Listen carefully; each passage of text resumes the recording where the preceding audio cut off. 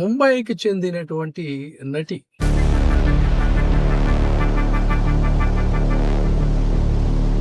అటు అధికార పార్టీ నాయకులు, సాక్షాత్తు ముఖ్యమంత్రి, ఆయన కుమారుడు మంత్రివర్యులు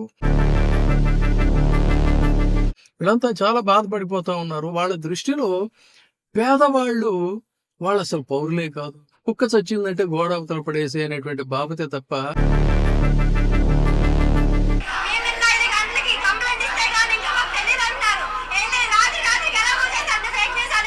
ఆయన పవన్ కళ్యాణ్ గారు ఏదో వాలంటీర్లు అందరూ కూడా ఆడపిల్లల్ని ఎక్కడికో ఎత్తుకుపోతున్నారని ఈ పసిపాప విషయంలో మాట్లాడలేమండి. పేపర్ ఎంత క్లోజ్ లో పెట్టుకొని చదువుతూ ఏది చెప్తే అదే ఆగస్టు 15 అదే అనుకుందాం. ఈ ప్రీతి సుగాలి సంఘటన కూడా గతంలో తెలుగుదేశం పార్టీ హయాంలోనే అత్యాచారం చేసి హత్య చేశారు. Hello, welcome to VTV prime. ఇప్పుడు మనం డిస్కస్ చేసే ఒక స్టోరీ ఏంటంటే, ఆంధ్రప్రదేశ్లో ఒక ముంబైకి చెందినటువంటి నటి కాదంబరి జత్వాని. ఈ కాదంబరి జత్వాని గురించి అటు అధికార పార్టీ నాయకులు, సాక్షాత్తు ముఖ్యమంత్రి, ఆయన కుమారుడు మంత్రివర్యులు, ఇతరత్ర మంత్రులు, తర్వాత వారి మీడియా వీళ్ళంతా కూడా చాలా విపరీతంగా దీని మీద హోంమంత్రి గారు వీళ్ళంతా చాలా బాధపడిపోతా ఉన్నారు. అసలు చెలించిపోతా ఉన్నారు జరిగినటువంటి సంఘటనకి, ఆ అమ్మాయికి జరిగినటువంటి అన్యాయానికి. ఇక టీడీపీ అనుకూల మీడియా అయితే ప్రత్యేక కథనాలు, తర్వాత ఆవిడని లైవ్లోకి తీసుకొని వాడితో మాట్లాడించటం, దీన్ని సాక్షాత్తు ఏకంగా అయితే ఇంకొక అనలిస్ట్ పాపం ఇది ఒక చీకటి అధ్యాయం కింద, ఆంధ్రప్రదేశ్లో ఈ సంఘటన ఒక చీకటి అధ్యాయం కింద కూడా ఆయన అభివర్ణించినటువంటి తీరు చూస్తే నిజంగా వాళ్ళ మేధాతనానికి, వాళ్ళ యొక్క సామాజిక చైతన్యానికి, మహిళల పట్ల టీడీపీ ప్రభుత్వం, కూటమి ప్రభుత్వానికి, తర్వాత వారి అనుకూల మీడియాకి ఉన్నటువంటి కన్సర్న్ చూసినట్టయితే నిజంగా అబ్బా గ్రేట్ అనిపించింది. నిజమే, ఆ బాధితురాలకి ఖచ్చితంగా అన్యాయం జరిగిందని భావించినట్లయితే వారికి న్యాయం చేయాల్సినటువంటి అవసరం అయితే ఉంది. మరి ఇది బహుశా ఒక చీకటి అధ్యాయం కింద కూడా అభివర్ణించారు. అది కూడా మరి నిజమైతే అన్నట్లయితే అంత గొప్ప ఇది మరి ఎలా దీన్ని వీళ్ళు ఇదవుతారని. తర్వాత సాక్షాత్ హోంమంత్రి గారు వారు మాట్లాడుతూ ఎవరిని వదిలిపెట్టే ప్రసక్తి లేదన్నారు. లోకేష్ గారు ఆయన ప్రెస్ మీట్ పెట్టి ఆయన కూడా చేశాడు. ఇంత మహిళల పట్ల వీరికి ఉన్నటువంటి ఇంత కన్సర్న్ చూసినట్లయితే శభాష్, నిజంగా నాయకులు అంటే వీళ్ళు కదా అనిపించింది. అంటే వారికి ఉన్నటువంటి కన్సర్న్ ఎటువంటిది అన్నట్టయితే అటు ఆ మీడియా కానీ ఇది కానీ వాళ్ళు కాస్త రిచ్ పీపుల్ అయి ఉండాలి, లేదంటే గ్లామరస్ పీపుల్ అయి ఉండాలి. కాదు అన్నట్లయితే జగన్మోహన్ రెడ్డికి ముడిపెట్టేటువంటి అంశాలు, అయితే జగన్మోహన్ రెడ్డికి సంబంధించినటువంటి వ్యక్తులను లేదా వారి ప్రత్యర్థులకు సంబంధించినటువంటి విషయాలకు సంబంధించి లింకు పెట్టేటువంటి విషయం ఉంటే మాత్రం ఖచ్చితంగా అది ఒక పెద్ద సంచలనాత్మకమైనటువంటిది. వాళ్ళందరూ కూడా దాని మీద చాలా తీవ్రంగా దాని మీద వారి యొక్క భావాలను ప్రకటిస్తూ, వారి భావోద్వేగానికి కూడా గురవుతూ చర్చోపచర్చలు, దాని మీద విశ్లేషణలు ఇవన్నీ చేస్తారు. సరే, బాగుంది. కానీ ఇక్కడ బాధాకరమైనటువంటి అంశం ఏంటంటే, వాళ్ళ దృష్టిలో పేదవాళ్ళు వాళ్ళు అసలు పౌరులే కాదు. పేద మహిళలు అసలు అసలు ఇష్యూయే కాదు. ఏముంది, వాళ్ళు కుక్క చచ్చిందంటే గోడ అవతల పడేసే అనేటువంటి బాబతే తప్ప పేద బాలికల మీద అత్యాచారాలు జరిగిన, పేదల మీద అరాచకాలు జరిగిన, పేదల మీద మహిళల మీద దాడులు జరిగిన, లేదు ఇంజనీరింగ్ కాలేజీల్లో చదువుకోవడానికి మధ్యతరగతి, ఎగువ మధ్యతరగతికి సంబంధించినటువంటి యువతల యొక్క వీటిల్ని నీలి చిత్రాల కింద అమ్ముకుంటున్నటువంటి ఒక సంఘటన జరిగినా తిరిగి వాళ్ళ మీద ఎదురు దాడి చేసి కేసులు పెట్టే పరిస్థితి. ఎందుకంటే ఆ కాలేజీ యాజమాన్యాలకి వాళ్ళకి ఏవో లింకులు ఉంటాయి కాబట్టి.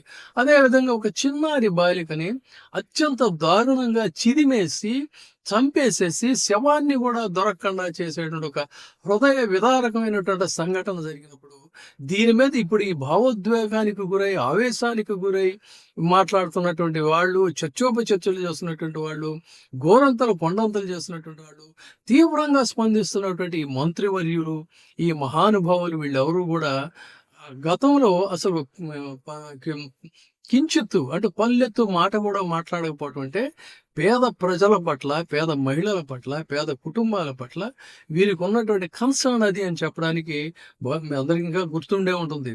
జూన్ 7వ తారీఖు నాడు పాత నంద్యాల జిల్లాలో పాత ముచ్చుమర్రిలో చదువుతున్నటువంటి 5వ తరగతి చదువుతున్నటువంటి 9 ఏళ్ల బాలిక మీద అతి దారుణంగా కుర్రాళ్ళు అత్యాచారం చేసి, ఆ పాప అత్యాచారం చేయడమే కాకుండా ఎవరికైనా చెప్తుందేమో అని చెప్పని అతి దారుణంగా గొంతు నిలిమి చంపివేసినటువంటి ఒక సంఘటన. ఆ తల్లిదండ్రులు బోరున ఏడుస్తూ మీడియా ముందుకు వచ్చిన ఎవరూ చూపించినటువంటి వైనం. ఆ చిట్టి తల్లిని ఒక గోనె సంచిలో పడివేసి ఒక రాయి కట్టి కృష్ణానది బ్యాక్ వాటర్లో పడేశారనేటువంటి వార్త ఒకసారిగా వెలుగులోకి చూస్తే జాతీయ మీడియా అయితే రాసింది, కానీ ఈ సోకాల్డ్ వీళ్ళెవరు కూడా కనీసం దాని మీద మాట్లాడకపోవటం అనేటువంటిది ఇక్కడ గమనార్హం. ఆ చిన్నారి మీద అత్యాచారం చేసింది నిజం, చంపింది నిజమే, శవాన్ని మాయం చేసినటువంటిది కూడా ఇదే. కాకపోతే అది వీళ్ళకి పెద్ద విషయమే కాదు. కాబట్టి ఇది అక్కడ ఆ నోట అటు కర్నూలు, నంద్యాల 2 జిల్లాల్లో ముందుగా పెద్ద ఎత్తున గుప్పను మొదలై, ఆ తర్వాత నుంచి రాష్ట్ర వ్యాప్తంగా కూడా ఇది నేషనల్ మీడియా ద్వారా, తర్వాత ఇంకా కొన్ని కన్సర్న్ ఉన్నటువంటి మీడియాల ద్వారా వ్యవహారం బయటకు వచ్చింది. అయితే ఈ పాపని చంపి ముచ్చుమర్రి హంద్రీనేవా అప్రోచ్ ఛానల్లో పడేశారని మొదట చెప్పారు. తర్వాత ముచ్చుమర్రి ఎత్తిపోతల పథకం పంపు హౌస్ వద్ద పడేశారని చెప్పారు. శవాన్ని తీసుకెళ్లి సంగమేశ్వరంలో పడేశారని మరోసారి చెప్పారు. తర్వాత అక్కడ ఉన్నటువంటి శ్మశాన వాటికలో పూడ్చారని చెప్పని ఇంకొకసారి చెప్పారు. ఇలా చిలవల పొలవలు సృష్టిస్తూ మాట్లాడుతూ ఇన్ని రోజులుగా జరుగుతున్నా కూడా పోలీసులు కూడా అంటీ ముట్టనట్టు అది పెద్ద అంశమే కాదన్నట్టుగా ఇదయ్యారు. కానీ దీని మీద మాత్రం వాళ్ళు కూడా బాధ్యతాయుతంగా వ్యవహరించారు. ఎందుకు అన్నట్లయితే ఆ అక్యూజ్డ్లో ఉన్నటువంటి ఒక కుర్రాడికి సంబంధించినటువంటి తాత ఆధ్వర్యంలో ఆ బిడ్డను ముక్కలుగా నరికారనేటువంటిది మళ్ళీ అదొక వార్త బయటకు వచ్చింది. అందులో నిజాలు తెలియాల్సిన అవసరం ఉంది.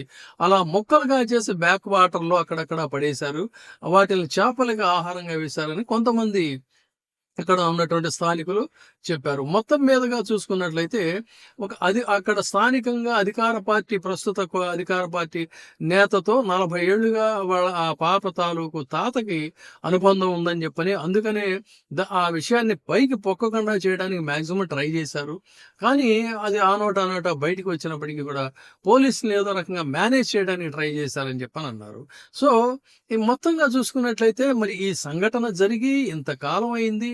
ఇంతకాలం అయినప్పటికీ కూడా ఏమైంది అసలు? ఈ పాపని చంపేటువంటి, అత్యాచారం చేయటువంటి, ఇంత దుర్మార్గంగా దురాగతంగా చేస్తే కనీసం అక్కడ స్థానికంగా వాళ్ళందరూ గగ్గోలు పెడుతుంటే, ఈ హోమ్ మినిస్టర్ ఈ సినీ నటి మీద ఎవరైతే తీవ్రంగా స్పందించినటువంటి వీళ్ళు ఉన్నారో వాళ్ళు అక్కడ కనీసం వెళ్ళి పరామర్శకు కూడా వెళ్ళాలి, ఓదార్చడానికి కూడా వెళ్ళలేదు.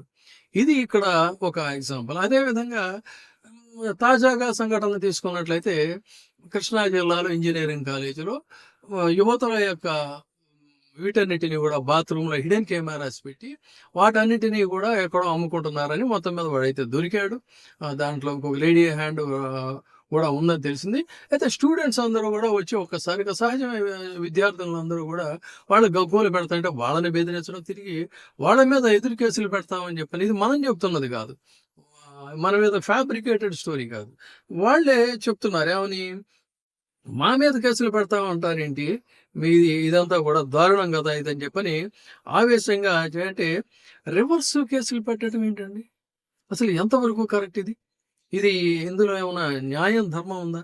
ఎందుకు ఒకవేళ అబద్ధం అయితే ఆ ఆడపిల్లలు ఎందుకు వాళ్ళు అలా మాట్లాడతారు చూడండి. ఇది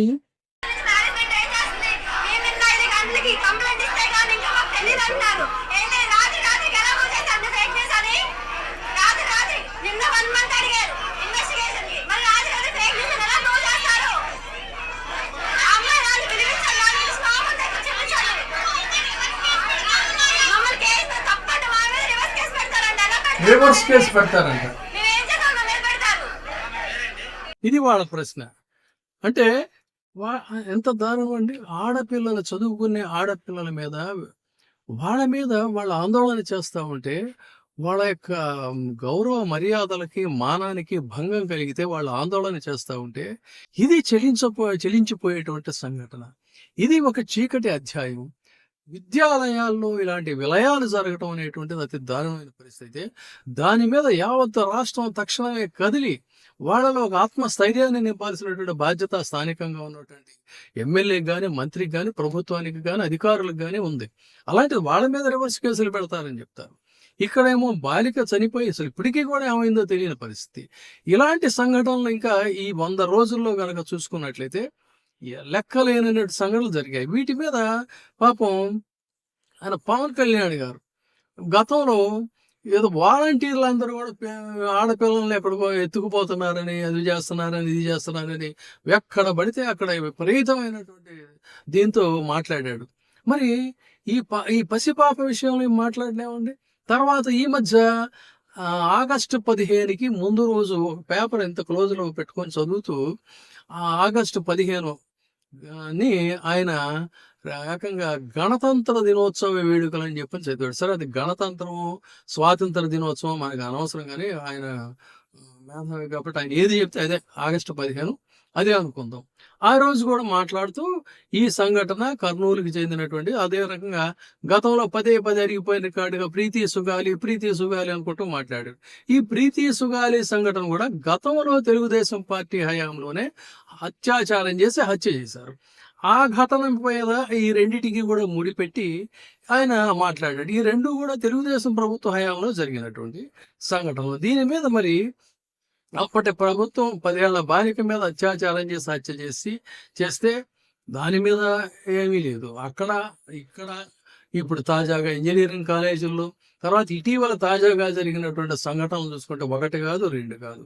అంటే మొత్తంగా ఏమైందంటే, ఎప్పుడైతే లా అండ్ ఆర్డర్ని వీళ్ళు వాళ్ళకి వాళ్ళే స్వయంగా డిస్రప్ట్ చేసి, డిస్ట్రాయ్ చేసి, అటాక్స్కి ఎప్పుడైతే ప్రోత్సహిస్తున్నారో, ఆ తెలుగుదేశం పార్టీ మద్దతు ఉన్నటువంటి ప్రతి చోట కూడా స్థానికంగా వీళ్ళంతా అదే విధంగా రెచ్చిపోతున్నారు. అంటే ఏముంది, ప్రభుత్వం మంది, ఏం జరిగినా కూడా మనం చూసుకోవచ్చులే, మన వాళ్ళు చూసుకుంటారులే అనేటువంటి ఒక ఇదే వచ్చింది తప్ప ఎక్కడ దీని మీద ఒక కన్సర్న్ లేదు.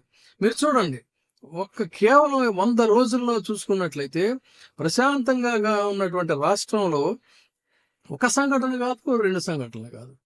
మహిళల మీకు తాజాగా 21/8/2024 ఒక రిపోర్ట్ వచ్చింది. మహిళలపై నేరాల్లో ఆంధ్రప్రదేశ్కు 2వ స్థానం అని చెప్పని. మహిళలపై నేరాల్లో ఆంధ్రప్రదేశ్, ఈ రాష్ట్రంలో 25 మంది ఎంపీ, తర్వాత వీళ్ళందరూ కూడా మహిళలకు సంబంధించిన నేరాల్లో ఉన్న టీడీపీ ఎమ్మెల్యేలు, వీళ్ళ గురించి కూడా ఏడీఆర్ ఒకటి ప్రకటించింది. చూడండి, వీళ్ళంతా పాపం ఎంత ప్రబుద్ధులంటే, అందుకే ఇక్కడ చెప్పాల్సింది ఏంటంటే, సినీ నటీమణుల మీద, లేకపోతే గ్లామరస్ ఫిగర్స్ మీద, రిచెస్ట్ ఫిగర్స్ మీద, ఇలాంటి వాళ్ళ మీద వాళ్ళ కన్సర్న్ ఉంటుంది తప్ప, నేను చెప్పే ఈ ప్రీతి సుగాలి మీద కానీ, లేకపోతే నంద్యాలలో అత్యాచారానికి గురైనటువంటి బాలిక కానీ, తిరుపతిలో తరగతి గదిలో బాలికపై లైంగిక దాడి జరిగింది 23/8/24. ఎందుకంటే మహిళలపై నేరాలకు సంబంధించిన కేసులు ఉన్న టీడీపీ ఎమ్మెల్యేలు ఎంతమంది ఉన్నారయ్య అంటే, దెందులూడికి చెందిన చింతమనేని ప్రభాకర్, నరసరావుపేటకి చెందిన చదలవాడ అరవింద్ బాబు, నర్సీపట్నంకి చెందిన చింతకాయల అయ్యనపాత్రుడు, ప్రొద్దుటూరుకి చెందిన నంద్యాల వరదరాజుల రెడ్డి, పెనుగొండకి సంబంధించిన ఎస్ సవిత, నగరికి సంబంధించి జి భానుప్రకాష్, కందికొంట వెంకటప్రసాద్ కదిరికి సంబంధించి, పార్వతీపురానికి సంబంధించి బోనెల విజయచంద్ర, నెల్లూరు సిటీకి సంబంధించి పొంగూరు నారాయణ, చిలకలూరిపేటకు సంబంధించి పత్తిపాటి పుల్లారావు, కమలాపురంకి సంబంధించి కృష్ణ చైతన్య, నందిగామకి సంబంధించి తంగిరాల సౌమ్య, సర్వేపల్లికి సంబంధించి సోమిరెడ్డి చంద్రమోహన్ రెడ్డి, పాయకారావుపేటకి సంబంధించి మంగళపూడి అనిత, కొత్తపేటకి సంబంధించి బండారు సత్యానందరావు, మడకసేరికి సంబంధించి ఎంఎస్ రాజు, బండారు సత్యనారాయణమూర్తి, మాడుగులకు సంబంధించి జనసేనలో కాకినాడ రూరల్ పంతం నానాజీ, నిడదవోలు కందుల దుర్గేష్. మనం చెప్పినటువంటి పేర్లు కాదు, మనం వాళ్ళ మీద ఫ్యాబ్రికేటెడ్ స్టోరీస్ కాదు. ఇవి సాక్షాత్తు ఎన్నికల అఫిడవిట్ ఫైల్ చేసేటప్పుడు వాళ్ళ మీద ఉన్నటువంటి ఆరోపణలు లేకపోతే కేసులు ఏమున్నాయో అవి స్వయంగా వాళ్ళు చెప్పినటువంటి అంశాలే తప్ప ఇవి మనం చెప్పినవి కాదు. ఇక తిరుపతిలో తరగతి గదిలో బాలికపై లైంగిక దాడి, అల్లూరి సీతారామరాజు వాడేరులో 6 ఏళ్ల చిన్నారిపై అఘాయిత్యం, చీరాలలో బాపట్ల జిల్లా చీరాలలో అత్యాచారం, సర్పంచ్ కుమారుడి కారు విధ్వంసం ఎన్టీఆర్ జిల్లాలో, అనకాపల్లిలో దుస్తులు చింపి జుత్తు పట్టుకొని ఈడ్చినటువంటి సంఘటన, తిరుపతి, ఈ విధంగా 1 కాదు 2 కాదు, నేను మీకు వీటిలో చూపిస్తాను. నేను ఇలాంటి ఈ సంఘటనలు ఎడాపెడా జరుగుతూ ఉంటే దీని మీద కించిత్తు స్పందన కానీ లేకపోతే నివారణకి కట్టుబాటుకి చర్యలు తీసుకునే పరిస్థితి లేదు. కానీ కాదంబరి జత్వాని సంఘటన జరిగిన వెంటనే రాష్ట్ర వ్యాప్తంగా ఏమిటా రోజంటే ఇదే హడావుడి. దీనికి పరాకాష్ట ఏంటంటే ఏకంగా ఒక తెలుగుదేశం పార్టీకి డబ్బా కొట్టేటువంటి ఒక జర్నలిస్టు ఆయన పెట్టిన క్యాప్షన్ ఏంటంటే, ఇది రాష్ట్రం చరిత్రలో ఒక చీకటి అధ్యాయం అంట. ఇది పరిస్థితి. అంటే పేద పిల్లలు, పేదల బతుకులు, పేద మహిళలు వీళ్ళ కంటికి ఆనరు, అటు పాలకుల కంటికి ఆనరు, వాళ్ళకి డబ్బా కొట్టేటువంటి ఈ మీడియా కంటికి కూడా అనరంటే ఎంత అమానవీయమైనటువంటి వ్యవహారం చూడండి, ఎంత దారుణం చూడండి, ఎంత వీటి గురించి చర్చోపచర్చలు చేస్తా కనీసం ఇలాంటి సంఘటనల మీద స్పందించకపోవడం అంటే ఎక్కడికి పోయింది ఈ మానవత్వం? ఎంత దారుణంగా ఈ జర్నలిజంని వీళ్ళు భ్రష్టు పట్టించారు, ఎంత దారుణంగా ఈ నాయకులు వ్యవహరిస్తున్నారు అని ఇది అసలు దీనికి ఒక మాటలు కూడా చాలు. నేను చెప్తుంది కాదు, ఆలోచించగలిగినటువంటి మేధావులు, సామాజిక స్పృహ ఉన్నటువంటి వాళ్ళు ఒకవైపు ఏంటంటే ఆ అమ్మాయి కాంట్రవర్షియల్ ఫిగర్ అని ఏదో ఇతర చాలా చోట్ల కూడా కేసులు ఉన్నాయి. నిజానికి మనం ఏంటంటే అలాంటి ఇష్యూస్ మనం డిస్కస్ చేయం. కానీ ఇక్కడ అనివార్యంగా ఒకవైపు ఇటు హత్యాచారాలు జరుగుతుంటే వీటి గురించి పట్టించుకోలేదు. కానీ ఆవిడెవరో మోసం చేశారనే దాన్ని మాత్రం పెద్ద ఎత్తున బ్లోఅప్ చేసి గంటల చర్చలు, వాటి మీద స్పందన, వాటి మీద భావోద్వేగానికి గురై మీడియాలో ప్రకటనలు ఇవ్వడం చూస్తే ఏంటి తీరేమిటి, ఈ వ్యవహారం ఏంటనే దాని గురించి మనం ఇవాళ అనివార్యంగా దీన్ని ప్రస్తావించాల్సినటువంటి అవసరం వచ్చింది. కాబట్టి ఇది ఎంతవరకు కరెక్ట్? పేదల బతుకులంటే మీకు అంత కంటికి పేదల ప్రాణాలంటే మీకు కనిపించవా? పేద పిల్లలంటే అసలు మీ కంటికి ఆనరు. కానీ గ్లామరస్ ఫిగర్స్ మీద మాత్రం మీరు బ్రహ్మాండమైనటువంటి స్పందన మీరు తెలియజేస్తారు. ఇది మన దౌర్భాగ్యం ఆంధ్రప్రదేశ్కి. ఇప్పుడే సబ్స్క్రైబ్ చేయండి, లైక్ చేయండి, షేర్ చేయండి. VTV ప్రైమ్, నీ ఉత్తమాభిరుచుల సమ్మేళనం.